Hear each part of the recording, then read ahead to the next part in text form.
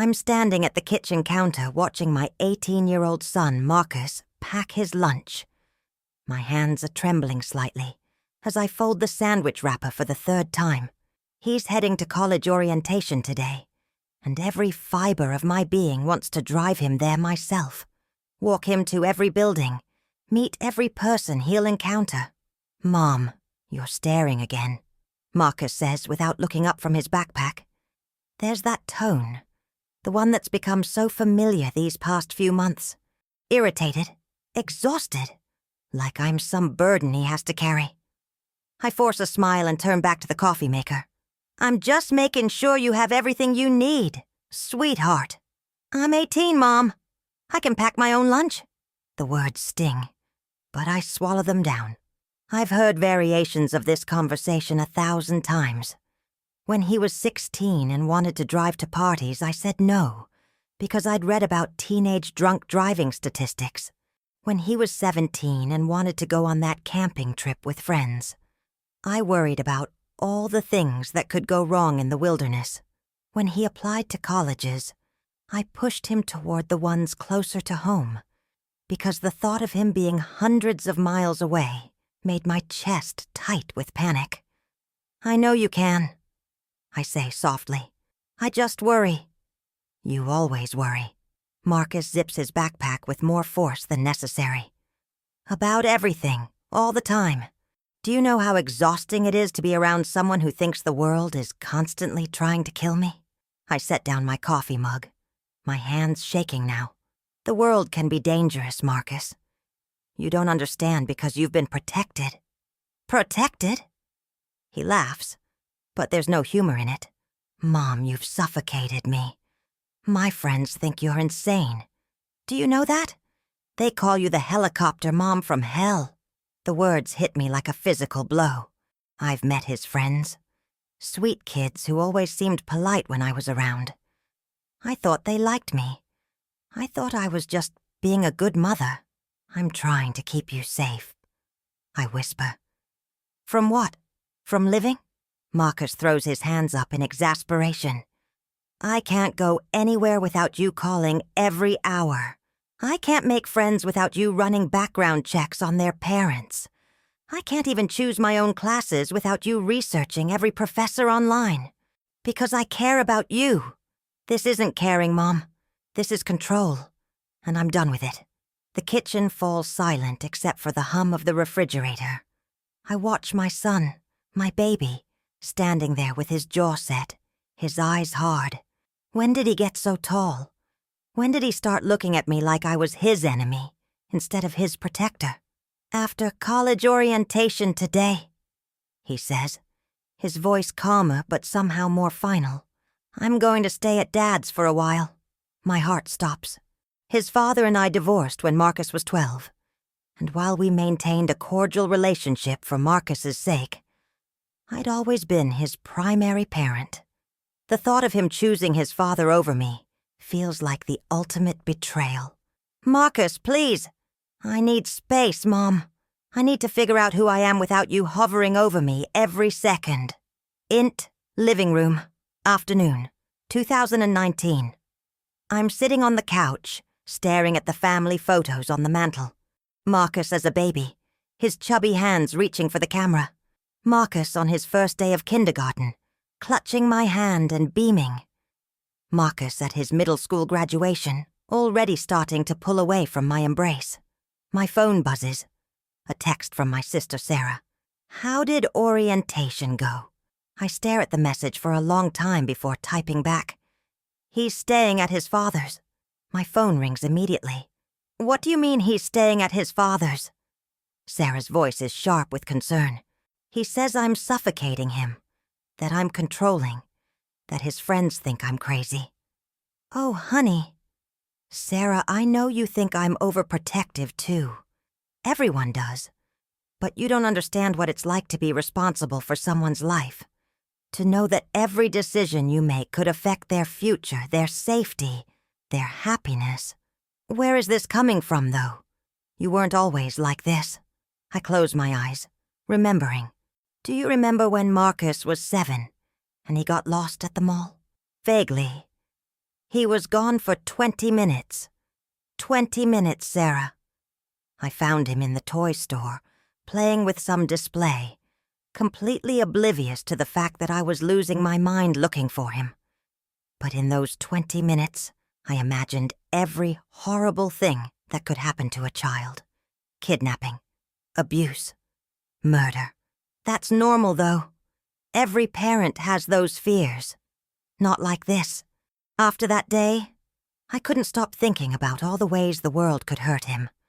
I started researching everything. Playground safety, school violence statistics, the dangers of social media. Did you know that every year, thousands of children are— Stop! Sarah's voice is gentle but firm. You're doing it right now. You're spiraling. I'm being realistic. No, you're being consumed by fear. And now you've pushed Marcus away. The truth of her words hits me like a physical blow. I have pushed him away. In trying to protect him from the world, I've made myself his biggest threat. I lie awake staring at the ceiling, my mind racing through 18 years of memories.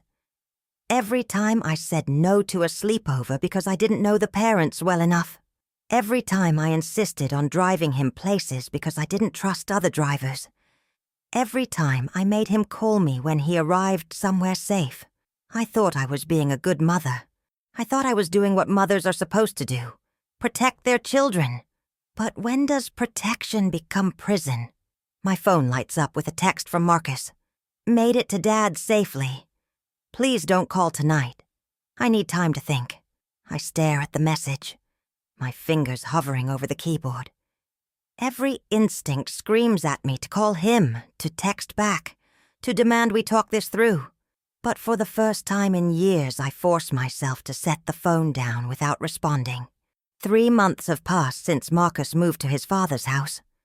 We've had brief, stilted conversations, mostly about logistics, his college schedule, his part-time job, his plans for the summer. But the warmth is gone. The easy affection we used to share has been replaced by polite distance. I'm drinking my coffee alone when my phone rings. It's Marcus.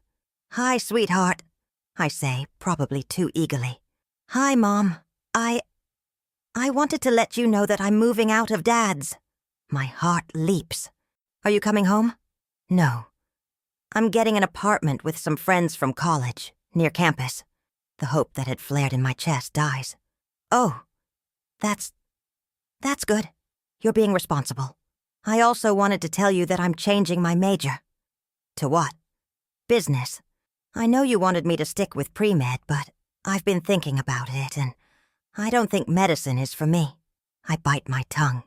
The urge to launch into all the reasons why medicine would be a stable, secure career is overwhelming. But I hear Sarah's voice in my head. You're doing it right now. You're spiraling. If that's what makes you happy, I say instead. There's a pause. Really? You're not going to try to talk me out of it? It's your life, Marcus. Your decision. Another pause. Okay. Well, I'll talk to you later. Marcus, wait. The words rush out before I can stop them. I love you. I know I haven't been the best mother lately, but I love you so much. I love you too, Mom. I need to figure things out on my own. I'm sitting across from Dr. Rebecca Martinez, a kind woman in her 50s who specializes in anxiety disorders. It took me 6 months to work up the courage to make this appointment. Tell me about your relationship with your son, she says. I launch into the story. The mall incident, the gradual increase in my fears, the way I began to see danger everywhere. Dr. Martinez listens without judgment, taking notes occasionally. When you were growing up, she says finally, did you feel safe? The question catches me off guard. What do you mean? In your childhood home, with your parents, did you feel protected and secure? I think about my own mother, distant, critical, always focused on my father's drinking problem. I think about the nights I lay awake listening to them fight, wondering if they'd get divorced, if I'd have to choose sides. No, I admit. I felt like I had to take care of myself. Like the adults in my life weren't really paying attention. And when Marcus was born, I swore I'd be different. I'd be the mother I never had. I'd protect him from everything. But protection and control aren't the same thing, are they? I shake my head, tears starting to fall. I don't know the difference anymore. Fear has a way of distorting our perception. Dr. Martinez says gently, when we're afraid, we try to control everything around us because it gives us the illusion of safety. But true safety comes from teaching our children to navigate the world confidently, not from trying to eliminate all risk. I've ruined everything, haven't I? It's not too late, Jennifer. But it's going to take time, and it's going to require you to sit with your anxiety instead of trying to control it away.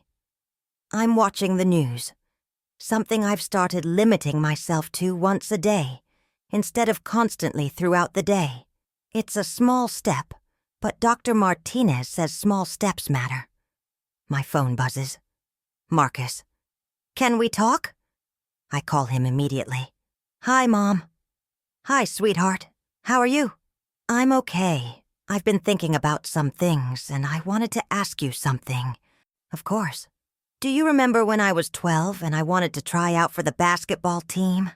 I remember.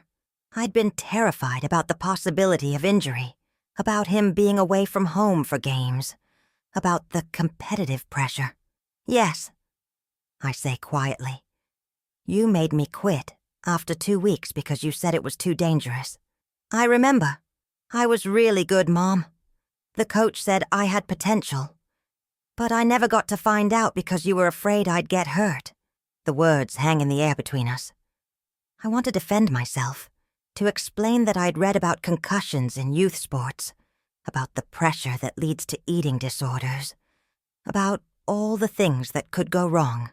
But I don't. I'm sorry, I whisper. I know you are, but I need you to understand something.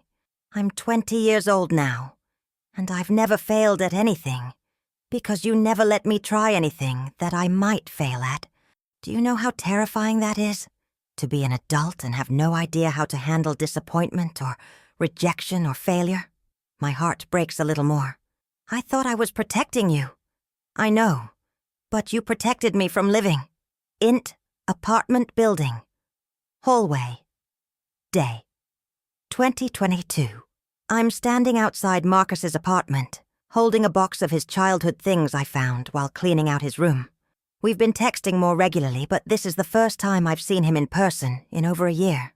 He opens the door and for a moment we just stare at each other. He's thinner than I remember, and there are circles under his eyes. Hi, Mom. Hi, sweetheart. He steps aside to let me in. The apartment is small and messy, typical college living. But I resist the urge to comment on the dishes in the sink or the clothes on the floor. I brought some of your things, I say, setting the box on the counter. Thanks. He starts going through the box, pulling out old photo albums, school projects, a stuffed animal he'd had since he was 3. How are your classes going? They're good. Hard but good. Are you eating enough? You look thin. The words slip out before I can stop them. Marcus looks up at me, and for a moment I see the old irritation flash across his face. Sorry, I say quickly. I'm working on that. Working on what? The worrying, the hovering. I'm seeing a therapist. He sets down the photo album he was holding. Really? Really? She's helping me understand that my anxiety isn't your problem to solve. It's mine. Marcus nods slowly. That's good. I'm glad you're getting help. I want you to know something, I say. I'm proud of you for setting boundaries with me, for standing up for yourself. I know it wasn't easy. It wasn't. I felt guilty for a long time. You shouldn't. You were protecting yourself. That's what I should have been teaching you to do all along. Marcus and I are sitting across from each other in a small cafe near his apartment. It's become our monthly tradition, a neutral space where we can slowly rebuild our relationship. I've been dating someone, he says, stirring his coffee nervously. I feel the familiar spike of anxiety, all the questions I want to ask, all the concerns I want to voice. But I take a deep breath and count to 5, like Dr. Martinez taught me. That's wonderful, I say. Are you happy? I am. Her name is Emma. She's in my statistics class. I'd love to meet her sometime, if you want me to. Maybe, eventually. We're taking things slow. That sounds smart. We sit in comfortable silence for a moment. This is progress. The ability to share space without tension, without me peppering him with questions or unsolicited advice. Mom, can I ask you something? Of course. Do you ever regret having me? Because of how much you worry. The question hits me like a physical blow. Marcus, no. Never. Not for a single second. But it's made your life so hard. All this anxiety. All this fear. If I hadn't been born... If you hadn't been born, I wouldn't have learned how to love someone more than my own life. You didn't cause my anxiety, sweetheart. It was already there, waiting for something important enough to attach itself to. But I made it worse. You made it manifest. But you also gave me a reason to get better. I'm in therapy because I want to be a better mother to you. Because I want to be someone you actually want to have in your life. Marcus reaches across the table and takes my hand. It's the first time he's initiated physical contact in years. I do want you in my life, Mom. I just need you to trust me to live it. I'm reading a book when my phone rings. It's Marcus. But when I answer, I can barely hear him over the noise in the background. Mom? His voice sounds strange, shaky. Marcus? Are you okay? I'm at the hospital. Every muscle in my body tenses. What happened? Are you hurt? No, I'm okay, but... Emma... She was in a car accident. She's in surgery. Oh, honey. I'm so sorry. Do you need me to come? Would you? I know it's late, but I don't want to be alone. I'm already reaching for my keys. I'll be right there. I find Marcus in the surgical waiting room, pacing back and forth. When he sees me, he collapses into my arms and starts crying. I don't know what I'll do if something happens to her, he sobs. I hold him. This 23-year-old man, who's suddenly my little boy again. Tell me what happened. She was driving home from her internship. Some drunk driver ran a red light and hit her car. The paramedics said... They said if she'd been going any faster, or if he'd hit her from a different angle. But he didn't.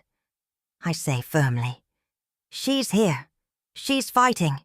The doctors are taking care of her. I should have picked her up. I should have insisted on driving her myself. I should have... Marcus, stop. I pull back to look at him. This isn't your fault. You couldn't have prevented this. But if I'd been more careful, if I'd been more protective, like I was with you... The words hang in the air between us. Marcus looks at me, understanding dawning in his eyes. This is what it felt like. He says quietly. For you. All the time. Every single day. I confirm. The fear that something terrible might happen to the person you love most. The need to control everything to keep them safe. How did you stand it? I didn't. That's why I became so controlling. I thought if I could just manage every variable, eliminate every risk, I could keep you safe forever. But you can't. No, you can't. And trying to do so only pushes away the people you're trying to protect. Marcus nods, tears still streaming down his face. I'm scared, Mom. I know. Being scared is part of loving someone. But you can't let the fear control you. You have to trust that she's strong, that the doctors are skilled, that sometimes things work out okay. What if they don't? Then you'll grieve and you'll heal and you'll keep living, because that's what people do. That's what I should have taught you from the beginning. Emma is awake, her leg in a cast and her face bruised but her eyes bright. Marcus is sitting beside her bed, holding her hand. You must be Marcus's mom, Emma says when she sees me. I've heard so much about you. All good things, I hope, I say, smiling. Mostly, she says with a grin. Marcus tells me you're working on your helicopter tendencies. I am. It's a work in progress. Mom brought me coffee and didn't ask the doctors for a detailed medical report, Marcus says. I'm proud of her. I laugh. The night's still young. Emma squeezes Marcus's hand. I'm sorry I scared you. I'm sorry I wasn't there to protect you. You can't protect me from everything, babe. Nobody can protect anybody from everything. Marcus looks at me over Emma's head, and I see understanding in his eyes. Real understanding, not just intellectual acceptance. I'm making breakfast when Marcus walks in. He's been staying with me for a few days while Emma recovers, and it's been nice having him around again. Morning, Mom. Morning, sweetheart. How did you sleep? Better. I think I'm finally accepting that Emma's going to be okay. That's good. He sits down at the kitchen table watching me cook. I owe you an apology. I turn around, surprised. For what? For being so harsh with you. For cutting you out of my life completely. I understand now why you were so afraid all the time. You don't owe me an apology, Marcus. You were protecting yourself. You were right to do that. But I didn't have to be so cruel about it. I could have tried to understand where you were coming from. You were a teenager, and then a young adult trying to figure out who you were. Of course you had to separate from me. I made it harder than it needed to be. We both made mistakes. We did. But we're here now. We're talking. That's what matters. Marcus nods, then grins. Emma wants to meet you properly. When she's feeling better. I'd like that. She's planning to make you dinner. Fair warning, she's a terrible cook. I'll pretend to enjoy it. You don't have to pretend. Just don't offer to take over the cooking. I laugh. I'll try to restrain myself. Marcus and I are sitting on the couch watching a movie. It's a simple moment, but it feels precious after all the years of tension and distance. Mom, can I ask you something? Always. Do you think you would have been different if Dad hadn't left? I consider the question.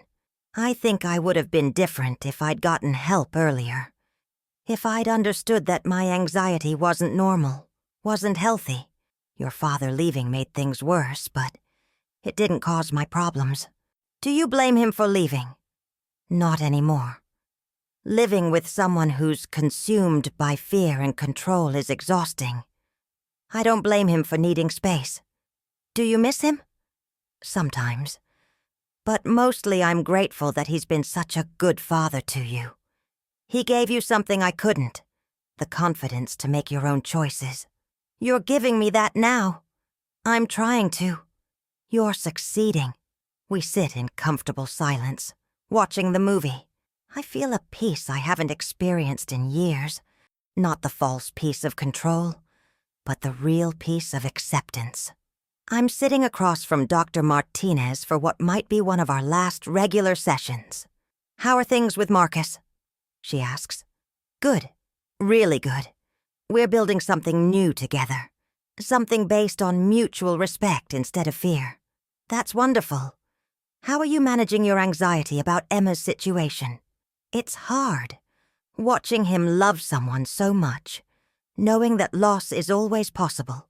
But I'm not trying to control it, I'm just trying to be present for him. That's significant progress. I realized something the other night. When Marcus was holding Emma's hand in the hospital, he looked exactly like I used to look when I was watching him. That same combination of love and terror. How did that make you feel? Sad at first, like I'd passed on some kind of curse. But then I realized, he's not controlled by it. He's experiencing the fear, but he's not letting it dictate his choices. He's loving her fully, despite the risk. That's what you taught him. Ultimately. What do you mean? You taught him that love is worth the risk. Yes, your fear was overwhelming, but underneath it was this enormous capacity for love. He learned that from you. I never thought of it that way. Sometimes the most important lessons are the ones we teach without meaning to. I'm sitting at a table with Marcus and Emma, who's walking with a cane but is otherwise fully recovered. It's been 2 months since the accident, and this is our first dinner out as a threesome. "So, Mrs. Thompson," Emma says, "Marcus tells me you're a master gardener. I grow some vegetables in the backyard," I say modestly. "Don't let her fool you." Marcus says, "She grows enough food to feed a small army. She used to stress about whether I was eating enough vegetables, so she started growing them herself. I still worry about nutrition," I admit, "but I've learned to keep my opinions to myself. Most of the time," Marcus adds with a grin. Emma laughs. "I think it's sweet. My mom lives across the country, so I don't get a lot of mothering. You're welcome to borrow mine," Marcus says. "She's much better now than she used to be." "I was a work in progress," I say. "I'm still a work in progress." "Aren't we all?" Emma says. I'm sitting on the couch with my phone in my hand, waiting for Marcus to call. He landed in Sao Paulo 3 hours ago, and I've been fighting the urge to text him every 5 minutes. The phone rings, and I answer immediately. "Hi, sweetheart. How was your flight?" "Long, but good. I'm at the hotel now. Mom, this city is incredible. I wish you could see it. Tell me about it." "It's huge and vibrant and chaotic and beautiful. The people are so warm. My colleague João picked me up at the airport and he's been showing me around. We had dinner at this little restaurant that his grandmother recommended." "That sounds wonderful. I'm sending you pictures." "And Mom?" "Yes?" "I'm scared. Everything is so different here. The language, the culture, the way business is done. I keep thinking I'm going to mess something up. That's normal. Being in a new place, doing new things. It's supposed to be scary. How do you know? Because the alternative is never leaving your comfort zone, and nothing good ever comes from staying safe all the time. Look at you, encouraging me to take risks. I'm as surprised as you are. I'm proud of you, Mom, for how much you've changed, for how much you've grown. I'm proud of you, too, for being brave enough to live your own life." I'm making breakfast when my phone buzzes with a text from Marcus. It's a photo of him standing in front of a massive waterfall, arms spread wide, grinning at the camera. The text reads, "Iguazu Falls, most beautiful thing I've ever seen." I climbed down to the base. It was terrifying and amazing. 2 years ago, this photo would have sent me into a panic. Now I smile and text back, "You look so happy. I'm so proud of you." His response comes immediately. "I am happy. Really, truly happy. And I know you're worried about me climbing around waterfalls. But I was careful. I promise." I laugh and type back, "I wasn't worried." "Well, maybe a little. But mostly I'm just amazed by your courage. I learned it from you. You learned it in spite of me. No, Mom. I learned it because of you. Because you showed me what it looks like to love someone so much that you're willing to change everything about yourself for them." I'm sitting across from Dr. Martinez for what has become a monthly check-in rather than a weekly session. "How are you feeling about Marcus being in Brazil?" she asks. "Proud. Excited for him. A little worried, but manageable worried, not consuming worried. That's significant progress. I keep thinking about something he said before he left. He thanked me for loving him enough to let him go. I never thought of it that way. That letting go could be an act of love. Tell me more about that. For so long, I thought love meant holding on tight, protecting, controlling. But real love means trusting the person you love to make their own choices, even when those choices scare you. That's a profound realization. I wish I'd realized it sooner. I wish I'd been able to give him that freedom when he was younger. You gave him what you were capable of giving at the time. And ultimately, your love even when it was expressed through control, taught him how deeply he could be loved. That's not nothing. I hope you're right. I think Marcus would say I am. I'm video chatting with Marcus. He's in his hotel room in Sao Paulo, and I can see the city lights twinkling behind him through the window. How's the project going? I ask. Really well. We're ahead of schedule and the client is happy. Joan thinks we might get offered a long-term contract. That's wonderful. Would that mean more travel? Potentially. How would you feel about that? I would feel proud that my son is so good at his job that international companies want to work with him. And nervous? And nervous. But I'm learning to sit with nervous. Dr. Martinez says anxiety is just excitement without breath. That's a good way to think about it. Marcus, can I tell you something? Of course. Watching you live your life so fully, so bravely, it's teaching me how to live mine. What do you mean? I've been so focused on protecting you from the world that I forgot to actually live in it myself. But seeing you take risks, try new things, embrace uncertainty, it's inspiring me to do the same. Like what? I signed up for a pottery class, and I'm thinking about taking a trip to visit my sister in Colorado. Mom, that's amazing. I'm terrified, but I'm also excited. That's exactly how you should feel. I'm sitting at a pottery wheel, my hands covered in clay, trying to center a lump of clay that keeps wobbling off to one side.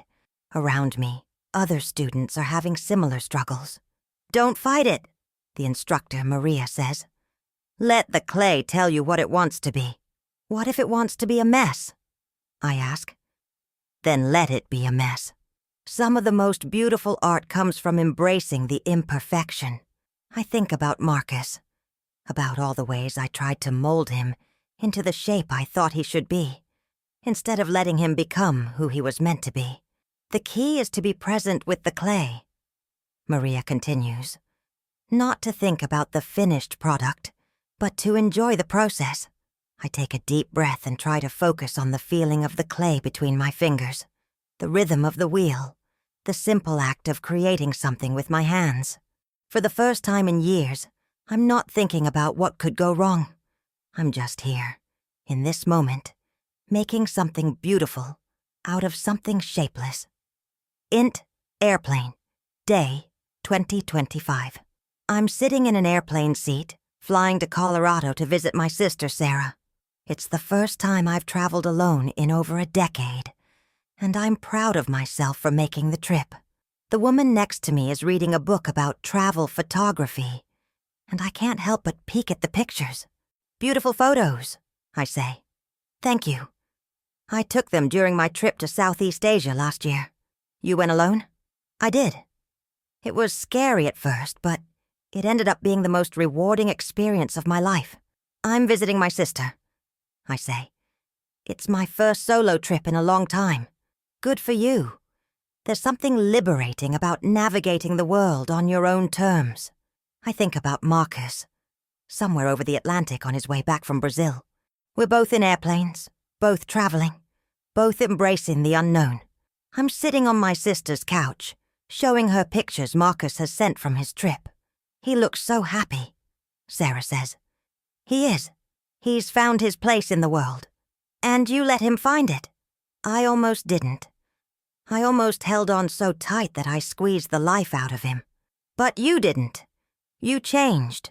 You grew. You learned to love him better. I learned to love him differently. Sometimes that's the same thing. My phone buzzes with a text from Marcus. Landing in 3 hours. Can't wait to see you and tell you about everything. He's coming home tomorrow. I tell Sarah. Are you excited? I am. But I'm also okay with the fact that he'll leave again. That he'll keep traveling, keep exploring, keep living his life. That's growth, Jennifer. Real growth. I'm waiting at the arrival gate, watching passengers stream out of the international terminal. When I see Marcus, I wave and smile, but I don't run to him. I let him come to me. Mom. He hugs me tight, and I breathe in the scent of foreign places on his clothes. Welcome home, sweetheart. How was your flight? Long. But I'm glad to be back. I missed you. I missed you too. But I'm so proud of you for going, for doing something that scared you. I brought you something," he says, reaching into his carry-on bag. He pulls out a small wooden sculpture. "I bought this from a street artist in São Paulo. He said it represents courage. It's beautiful. I thought you might like it. A reminder of how brave you've been." "I haven't been brave. I've been terrified most of the time. That's what makes it brave. Being scared and doing it anyway. Marcus and I are cooking dinner together, and he's telling me about his adventures in Brazil. The food was incredible, Mom. I tried things I'd never even heard of, and the people were so generous with their time and their stories. Did you feel safe?" "Most of the time. There were a few moments when I felt out of my depth. But I figured it out. That's what I always wanted for you. To know that you could figure things out on your own. I know. And I can. Because you taught me to be resourceful, to be careful, to trust my instincts. I taught you to be afraid. You taught me to be aware. There's a difference." "Is there?" "Mom, do you remember when I was little and I wanted to climb the big tree in the backyard? You were 6. That tree was 20 feet tall. And you said it was too dangerous. But then you went outside with me and showed me how to test each branch, how to keep 3 points of contact, how to climb safely. I remember. You didn't stop me from climbing. You taught me how to climb safely. That's what good parents do. But later, when you got older, I did stop you from climbing, metaphorically. And I had to learn to climb anyway. But the foundation was still there, the knowledge of how to be careful while still being brave. I'm glad you see it that way. Mom, I want to ask you something." "Of course. How do you feel about Emma and me getting married?" I nearly dropped the spoon I'm holding. "Married. I proposed last week. She said yes." "Oh, Marcus, that's wonderful. I'm so happy for you." "Really? You're not going to list all the reasons why we're too young or haven't been together long enough? You're 24. You're smart and thoughtful, and you found someone who makes you happy. What more could I want for you?" "I was afraid you'd think we were rushing into it." "Are you rushing into it?" "I don't think so. I love her. I want to build a life with her. I want to have adventures with her and come home to her and grow old with her." "Then you're not rushing into it. You're following your heart. I'd like you to be involved in the wedding planning, if you want to be. I would love that, as long as you know it's your wedding, not mine. I know. But I'd like your input, your support. You have it. Both of you have it. Int. Bridal shop. Day, 2025. I'm sitting in a bridal shop watching Emma try on wedding dresses. She looks radiant in each one, and I'm struck by how much joy there is in this process. "What do you think of this one?" Emma asks, stepping out of the dressing room in a simple but elegant dress. "You look beautiful," I say. "But more importantly, how do you feel?" "I feel like myself, but a more beautiful version of myself. That's exactly how you should feel on your wedding day." "Mrs. Thompson, can I ask you something?" "Of course, and please, call me Jennifer." "How did you know Marcus's father was the one?" "I didn't really. I was young and thought I knew everything. But I loved him, and I thought that was enough." "Was it?" "For a while. But love isn't just about the feeling. It's about the choice to keep loving someone even when it's hard. Your father and I, we stopped making that choice." "Are you worried that Marcus and I will do the same?" "I'm not worried. I'm hopeful. I see how you two support each other, how you bring out the best in each other. You're building something strong. Thank you. That means a lot coming from you." "Why?" "Because Marcus loves you so much. Your opinion matters to him. And I want you to know that I'll take good care of him. And I want you to know that he'll take good care of you too. He learned how to love by watching me love him, even when I did it imperfectly. I'm sitting in the front pew, watching my son get married. He's standing at the altar in a navy blue suit, beaming as Emma walks down the aisle. She's beautiful, radiant, and I can see the love in Marcus's eyes as he watches her approach. The ceremony is simple but meaningful. They've written their own vows, and when Marcus speaks, I hear echoes of all the conversations we've had over the years. "Emma," he says, "you taught me that love isn't about protecting someone from the world. It's about facing the world together. I promise to be your partner in all of life's adventures, to support your dreams even when they scare me, and to love you with the kind of fierce, unconditional love that I learned from my mother." I feel tears streaming down my face. Not tears of sadness or worry, but tears of pure joy. My son has learned to love well. Into Reception Hall. Evening, 2025. The reception is in full swing. I'm sitting at a table with Marcus's father, David, and his new wife, Lisa. We're all watching Marcus and Emma dance, and the atmosphere is warm and celebratory. "He looks happy," David says. "He is happy." I agree. They both are. "You did a good job with him, Jennifer." I know it wasn't easy. We both did a good job, in different ways. I'm proud of how far you've come. I know how hard you've worked to find balance. I'm still working on it, but I'm getting there. Marcus approaches our table, still glowing from the dance floor. "Mom, would you like to dance?" "I'd love to." He leads me to the dance floor, and we sway to a slow song. I remember dancing with him when he was little, standing on my feet, both of us laughing. "Thank you, Mom," he says. "For what?" "For being here. For being supportive. For letting me make my own choices. Thank you for being patient with me while I learned how to do that. I love you, Mom." "I love you too, sweetheart. More than you'll ever know." "I know. I've always known." I'm sitting alone in my living room, looking at wedding photos on my phone. The house is quiet, but it doesn't feel empty. It feels peaceful. My phone rings. It's Marcus, calling from his honeymoon in Costa Rica. "Hi, sweetheart. How's married life?" "Amazing. Different, but amazing. We went ziplining today through the rainforest canopy." "That sounds terrifying." "It was. But it was also incredible. I thought about you while I was up there, actually." About me?" "About how you used to be so afraid of me getting hurt. And I realized that you were right to be afraid. Life is dangerous. Love is dangerous. Everything worth doing is dangerous." "That's not exactly comforting. But here's the thing. I'm not afraid anymore, because you taught me that the love is worth the risk. That being careful is different from being paralyzed. That you can acknowledge the danger and do it anyway. I'm proud of you, Marcus. I'm proud of you too, Mom. For letting me go. For trusting me to live my own life. It was the hardest thing I've ever done. And the best thing. I know. And I want you to know something. I'm going to be a father someday.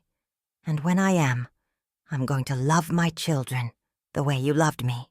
Fiercely, completely, and with enough trust to let them become who they're meant to be. They'll be lucky to have you as a father. They'll be lucky to have you as a grandmother. Is that a hint? Not yet. But someday. I'm making breakfast when my phone buzzes with a text from Marcus. "Mom, can Emma and I come over for dinner tonight? We have something to tell you." I smile, already guessing what the news might be. I text back, "Of course, I'll make your favorite." Marcus and Emma are sitting at my dining table, holding hands and grinning at each other. "So," Marcus says, "we have some news. Good news, I hope. The best news." Emma says, "We're pregnant." I feel my heart leap with joy, and yes, a flutter of the old anxiety. But this time, the joy is stronger. "Oh, that's wonderful. Congratulations. How are you feeling?" "Excited, terrified, overwhelmed. All of the above." Emma says. That's exactly how you should feel. I say, being responsible for another person's life is the most amazing and terrifying thing you'll ever do. We were hoping you'd be willing to be involved, Marcus says. As a grandmother, I mean. But not like overwhelmingly involved. I laugh.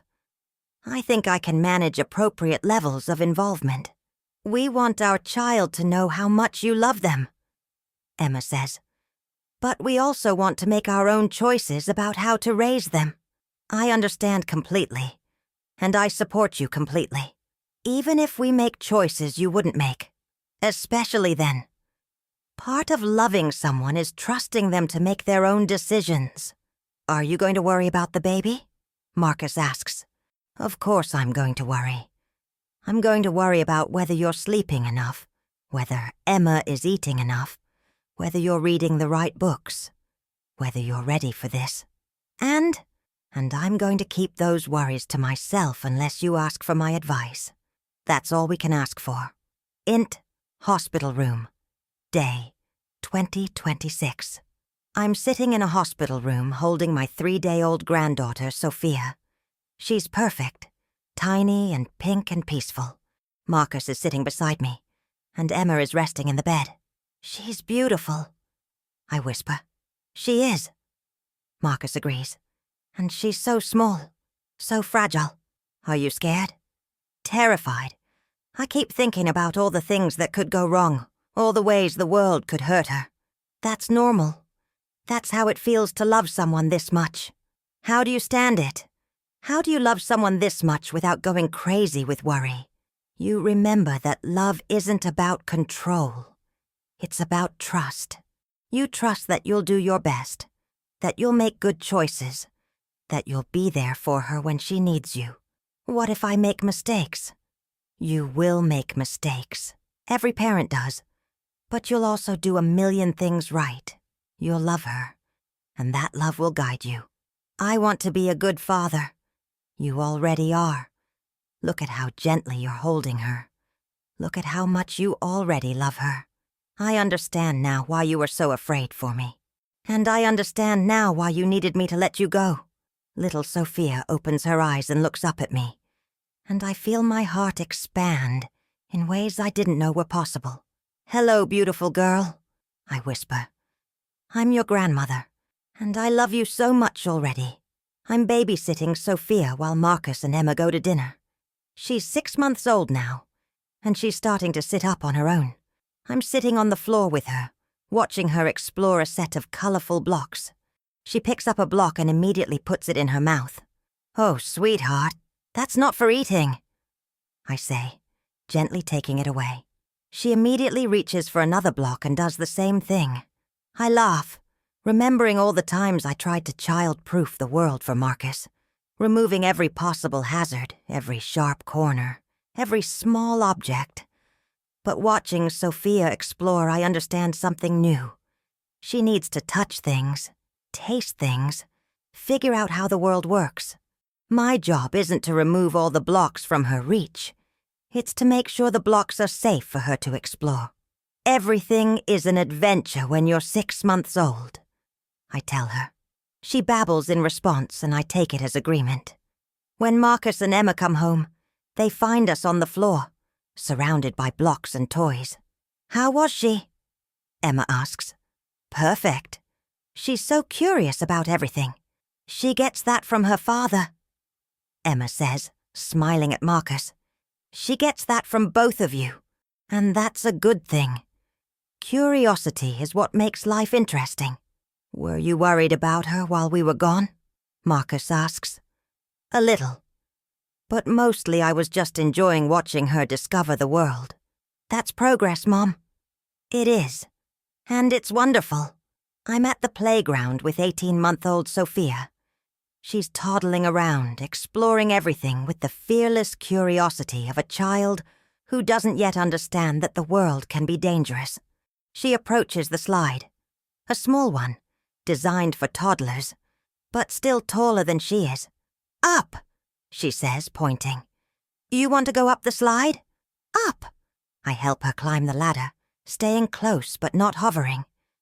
When she reaches the top, she sits down and looks at me with a huge grin.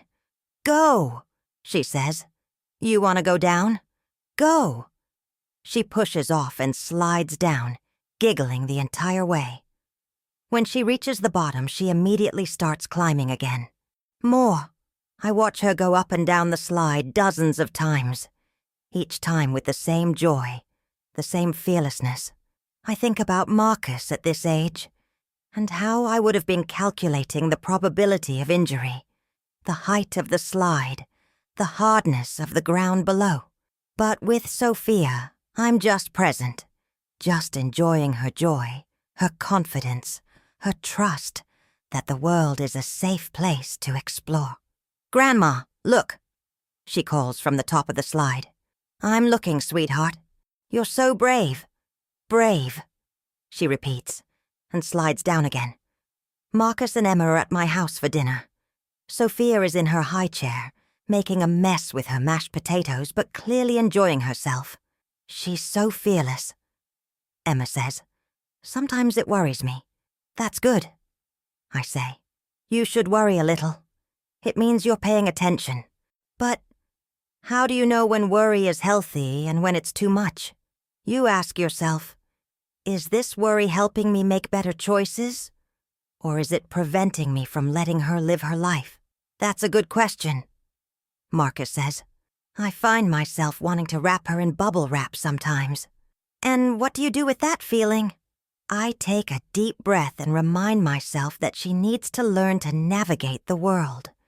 That my job is to teach her how to be safe, not to eliminate all risk. "You're a good father, Marcus.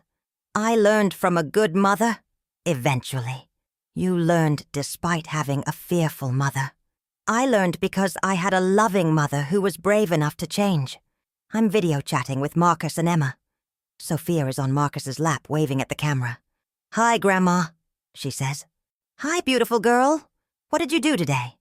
"Park, swing, high." "You went to the park and swung high on the swings?" "High, no scared." "You weren't scared? You're very brave." "Brave like Grandma." Marcus and Emma look at each other and smile. "She's right," Marcus says. "You are brave, Mom. You've been brave in ways I didn't understand when I was younger. I've been terrified most of the time. That's what makes it brave. I want to ask you something," Emma says. "Sophia is going to start walking soon. Really walking, not just toddling. And I know she's going to fall. A lot. How do I watch her fall without running to catch her every time? You remember that falling is how she learns to get back up. You stay close enough to help if she really needs it, but far enough away to let her figure it out. What if she gets hurt? Then you comfort her, and you teach her how to be careful, and you trust her to try again. It's so hard. It is. But it's also beautiful. Watching someone you love learn to be strong, learn to be independent, learn to trust themselves. There's nothing more beautiful than that. I'm in my garden with 3-year-old Sophia. She was helping me plant seeds. Or rather, she's making holes in the dirt while I plant seeds nearby. What we growing, Grandma? Tomatoes and carrots and lettuce. I like tomatoes. I know you do. These will be ready to eat in a few months. Long time. It might seem like a long time, but good things take time to grow. Like me? Exactly like you. You're growing every day, getting stronger and smarter and more wonderful. Mommy says I'm getting big. You are getting big, and that's exciting. Will you still love me when I'm big? I'll love you when you're big, and when you're bigger, and when you're the biggest you can be. Forever. Forever and always. She continues digging in the dirt, and I continue planting seeds. There's something profoundly peaceful about this moment. The simple act of putting seeds in the ground, trusting that they'll grow, knowing that I won't be able to control how they grow, but that I can provide the right conditions. Grandma? Yes, sweetheart. Daddy says you used to be scared all the time. I did. I was scared because I loved your daddy so much. Are you still scared? Sometimes. But not as much. What made you not scared? I learned that being scared all the time doesn't keep the people you love safe. It just makes everyone unhappy. So what keeps people safe? Love. And teaching them to be smart. And trusting them to make good choices. I'll make good choices, Grandma. I know you will, sweetheart. You're very smart. I'm reading to Sophia before her bedtime. She's curled up next to me on the couch, her head on my shoulder. "Read The Brave Princess again," she says. "We've read it 3 times already. Please." I flip back to the beginning of the story. A tale about a princess who leaves her castle to explore the world, despite her parents' fears. "Once upon a time," I begin, "there was a brave princess who lived in a tall castle with her parents, who loved her very much. But they were scared," Sophia interjects. "But they were scared." I agree. They were scared because they loved her so much that they wanted to protect her from everything. But she wanted to explore. She did. She wanted to see the world, to meet new people, to have adventures. And her parents said no. At first they said no. But then they realized that keeping her locked in the castle wasn't keeping her safe. It was keeping her from becoming the person she was meant to be. So they let her go. They did. And she had wonderful adventures. And she learned to be brave and strong and wise. And she came back to visit. She did. She came back to visit because she loved her parents. And they loved her. And love doesn't mean holding on tight. It means trusting someone to live their own life. I'm going to be like the brave princess. I know you are, sweetheart. You're already brave. I'm making breakfast when my phone rings. It's Marcus. "Good morning, sweetheart." "Morning, Mom. I have some news." "Good news?" "Great news. I got offered a promotion at work." "That's wonderful. What would you be doing?" "I'd be managing the South American division. It's a big step up." "I'm so proud of you." "There's one catch, though. The position is based in Buenos Aires." I feel my heart skip a beat. Argentina. So far away. For how long? 3 years initially. Possibly longer if things go well. What does Emma think? She's excited. She's always wanted to live internationally, and she can work remotely from anywhere. And Sophia? She's young enough that it would be an adventure for her. She'd grow up bilingual, bicultural. It would be an amazing experience. It would, I agree. And I'm surprised to realize I mean it. Are you okay with this, Mom? I know it means we'd be far away. I'm sad that I won't see you as often. But I'm excited for you. This is exactly the kind of opportunity you should take. Really? Really? You've worked so hard for this. You deserve it. We haven't said yes yet. We wanted to talk to you first. Marcus, you don't need my permission to live your life. I know, but I want your blessing. You have it. Completely. I'm at the airport saying goodbye to Marcus, Emma, and Sophia. They're moving to Buenos Aires in 2 weeks, and this is their last trip to see me before they leave. Sophia is 4 now, and she's excited about the adventure ahead. I'm going to learn Spanish, Grandma. That's wonderful. You'll be able to speak 2 languages.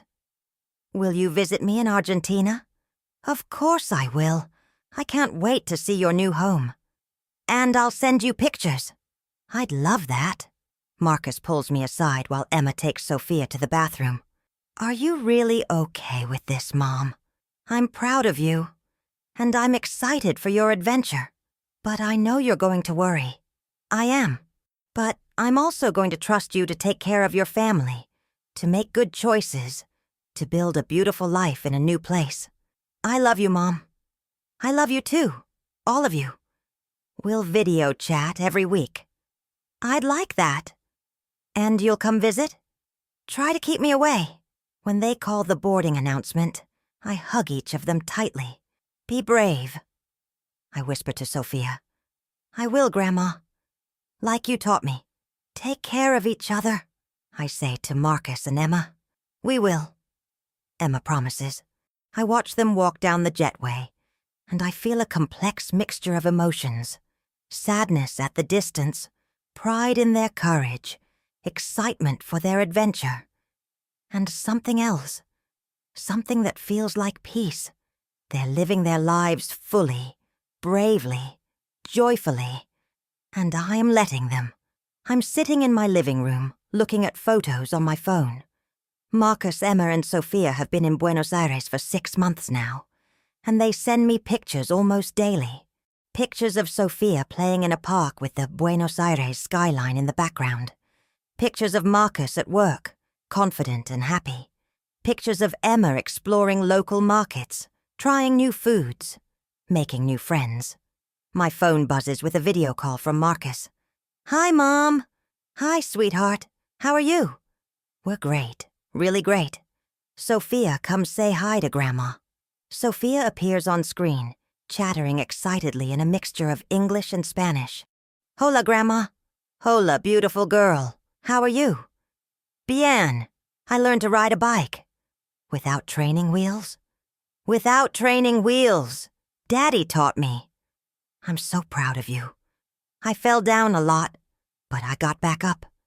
That's exactly what you're supposed to do. Marcus appears back on screen. Mom, I wanted to tell you something. Emma and I have been talking, and we want to have another baby.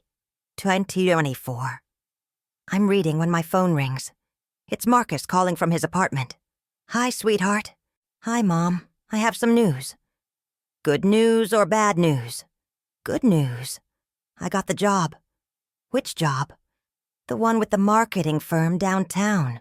The one I interviewed for last week. Marcus, that's wonderful. Congratulations. Thanks. I start next month. Are you excited? I am. And terrified. It's a lot of responsibility. You'll be great.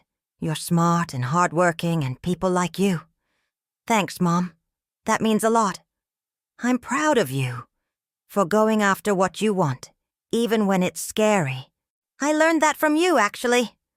From me? I spent years teaching you to avoid anything scary. You also spent years showing me what it looks like to love someone so much that you're willing to change everything about yourself for them. That takes courage. I feel tears prick my eyes. I love you, Marcus. I love you too, Mom. I'm making breakfast when there's a knock at the door. I open it to find Marcus standing there with a suitcase. Hi, Mom. Marcus, what are you doing here? I need to talk to you. Can I come in? Of course. He follows me into the kitchen, setting his suitcase by the door. He looks older somehow, more serious. I lost my job, he says. Oh, sweetheart. I'm sorry, what happened? The company downsized, last hired, first fired. Are you okay? I'm processing. It's the first time I've really failed at something. And I'm discovering that you were right about one thing. The world can be pretty brutal. I'm sorry you're going through this. I was wondering if I could stay here for a while. Just until I figure out what's next. Of course. This is your home. I also wanted to tell you something. He sits down at the kitchen table. I've been thinking about our relationship. About the years when I was so angry at you. Marcus, you don't need to. I do. I need to say this. I was so focused on feeling suffocated by your protection that I never really appreciated the love behind it. I thought you were trying to control me, but you were trying to save me from exactly this kind of pain. Oh, honey, I'm not saying you were right to be so controlling, but I understand now that it came from a place of pure love. And I understand now what it feels like to want to protect someone so much that you'd do anything to keep them safe. The world is hard, I say, but you're strong enough to handle it. How do you know? Because I raised you. And despite all my mistakes, despite all the ways I tried to wrap you in bubble wrap, you still became this incredible, resilient, loving person. You learned to stand up for yourself. You learned to set boundaries. You learned to love fully, despite the risk. I also learned what unconditional love looks like. That's the most important lesson of all. Marcus has been staying with me for 2 weeks now. He's been job hunting, but he's also been helping me around the house, cooking dinner, talking with me in the evenings. It's been nice having him around again, but I can tell he's restless. I have 3 interviews lined up for next week, he says, looking up from his laptop. That's great. Are you feeling good about them? I think so. One of them is with a company that does international business. If I got it, I might have to travel overseas sometimes. I feel the familiar spike of anxiety. All the things that could go wrong in foreign countries. All the ways he could get hurt or lost or taken advantage of. But I breathe through it. That sounds like an amazing opportunity, I say. Really? You're not going to list all the dangers of international travel? I'm thinking about them, I admit. But I'm not going to say them out loud. Progress. Slow progress. The best kind. I'm weeding my vegetable garden when Marcus comes out to join me. He sits on the ground beside me, pulling dandelions. I used to hate it when you made me help you with this, he says. I know. You complained the entire time. I was wrong. There's something peaceful about it. It's meditative. And it's one of the few things where I can actually control the outcome. If I plant seeds and water them and take care of them, they'll grow. Is that why you started gardening? For the control? Partly, but also because I wanted to grow things instead of just worrying about them. I think I understand that now. We work in comfortable silence for a while, the late afternoon sun warming our backs. Mom, can I ask you something? Of course. Do you ever regret the way you raised me? I set down my gardening tools and really consider the question. I regret the fear. I regret the control. I regret the years when you felt like you couldn't be yourself around me. But I don't regret the love. I don't regret caring so much about you. That it consumed me. Even though it pushed me away. Even though it pushed you away. Because ultimately, it brought you back. And it brought you back as someone who knows how to love deeply, how to set boundaries, how to stand up for what he needs. You taught me that love isn't about control. I taught you that the hard way. Sometimes the hard way is the only way that sticks. I'm making coffee when Marcus walks in, dressed in a suit. Interview day? I ask. The big one. The international company. Are you nervous? Terrified, but also excited. That's exactly how you should feel. I keep thinking about what you said, that being scared is part of loving someone. I think being scared is also part of wanting something. That's very wise. I learned it from a very wise woman. He kisses my cheek and heads toward the door. Marcus? Yeah? Whatever happens today, I'm proud of you. Thanks, Mom. And Marcus? Yeah? If you get the job and you have to travel, I want you to send me pictures. But just because I want to see the world through your eyes. Not because I need proof you're safe. I'll send you lots of pictures. I love you. I love you too. I'm reading when Marcus bursts through the front door, grinning from ear to ear. I got it! He shouts. I got the job! I jump up and hug him, and for a moment we're both laughing and crying at the same time. Tell me everything, I say. It's perfect, Mom. It's exactly what I wanted. The salary is good, the people seem great, and yes, I'll get to travel. My first assignment might be in Brazil. Brazil! I repeat, and I can hear the slight strain in my own voice. Are you okay with that? I'm working on being okay with it. I'm proud of you. This is exactly what you should be doing. Going after your dreams, taking risks, living your life. It's scary. The best things usually are. What if I fail? Then you'll learn something, and you'll try again. That's what life is. A series of attempts, some successful, some not. But all of them making you stronger and wiser. When did you become so wise? When I finally learned to stop being so afraid, I'm standing with Marcus at the gate, watching him prepare to board his flight to Brazil for his first business trip. He's been at his new job for 3 months now, and this is his first international assignment. "Do you have your passport?" I ask. "Yes, Mom." "And your phone charger?" "Yes, Mom." "And you'll call when you land?" "Yes, Mom." "Sorry. I know You're being a mother.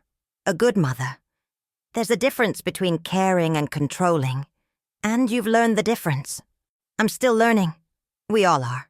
They call his flight, and he picks up his carry-on bag. "I'll miss you," I say. "I'll miss you too. But I'll be back in 2 weeks." "I know. And Mom?" "Yes?" "Thank you." "For what?" "For loving me enough to let me go. For fighting your own fears so I could live my life. For being brave enough to change. You're the one who was brave. You stood up to me when I needed to be stood up to. We were both brave. In different ways." He hugs me, and I breathe in the scent of his cologne, trying to memorize the feeling of his arms around me. "I love you, Marcus. I love you too, Mom." I watch him walk down the jetway, and for the first time in his life, I'm not consumed with worry about his safety. I'm filled with pride about his courage.